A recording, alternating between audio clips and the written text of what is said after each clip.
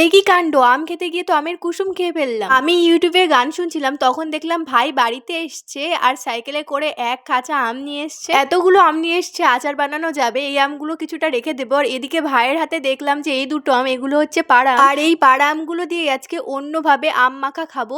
এটাকে আম মাখা বলবো না আম থেন্দানো বলবো জানি না, যেটা তোমরা বলবে সেটাই।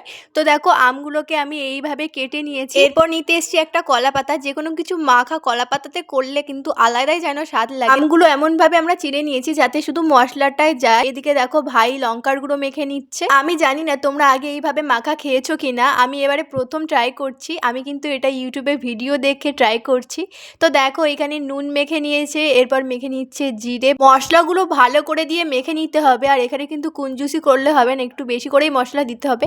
আমার তো এটা দেখে খেতে ইচ্ছা করছে। এরপরে একটা পরিষ্কার কাপড় নিয়ে নিয়েছি। আমি এখানে শুকনো লঙ্কা অ্যাড করছি, তোমরা চাইলে নাও অ্যাড করতে পারো। শুকনো লঙ্কা দিলে যেন একটা আলাদাই স্বাদ লাগে। তো এখানে একটা শুকনো লঙ্কা পুড়িয়ে নিয়েছি আর এটাকে ভালো করে গুঁড়ো করে নিয়েছি। এরপর কাপড়টার মধ্যে আমগুলো দিয়ে দেবো। আর যেই মশলাগুলো আমের গায়ে দিয়েছিলাম সেইগুলো একটু বেশি করে দিয়ে দেবো। আর শুকনো লঙ্কার পোড়াটা দিয়ে দেবো। কিছুটা লঙ্কা কেটে নিয়েছি, সেগুলোকে এর মধ্যে দিয়ে দেবো। আমি একটু সুন্দর লাগার জন্য দিয়েছি। প্রায় কাজ শেষ। এইবার শুধু আমগুলোকে থেতলে নিতে হবে বা ফাটিয়ে নিতে হবে। জানো তো এই আমের মশলাটা না চোখে আসছিল। তো দেখো আমাদের প্রায় ফাটানো কমপ্লিট হয়ে গেছে। এবার দেখার পালা যে কেমন দেখতে লাগে। আমার কিন্তু খুব কৌতূহল হচ্ছিল। একই কাণ্ড! কাপড়টাকে খুলে দেখি আমের গায়ে মশলা লাগেনি বললেই চলে। আমরা কিন্তু খুব হাসাহাসি করছিলাম। এমন রেজাল্ট হবে ভাবতেই পারিনি। আর এদিকে ভাই দিচ্ছিল মশলা, বেশি করেই মশলা দিয়েছে।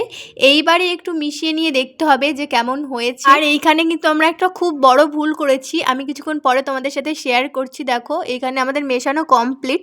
আর দেখতে তো খুব ইয়াম্মি লাগছে। আমাদের প্রায় সবসময় আম মাখা খাওয়া হয়, কিন্তু এইভাবে আম মাখা প্রথম ট্রাই করছি। তো দেখো ভাইয়ের রিভিউ এটা। আর এই ভাইটা এবার রিভিউ দেবে, ওরও ভালো লেগেছে।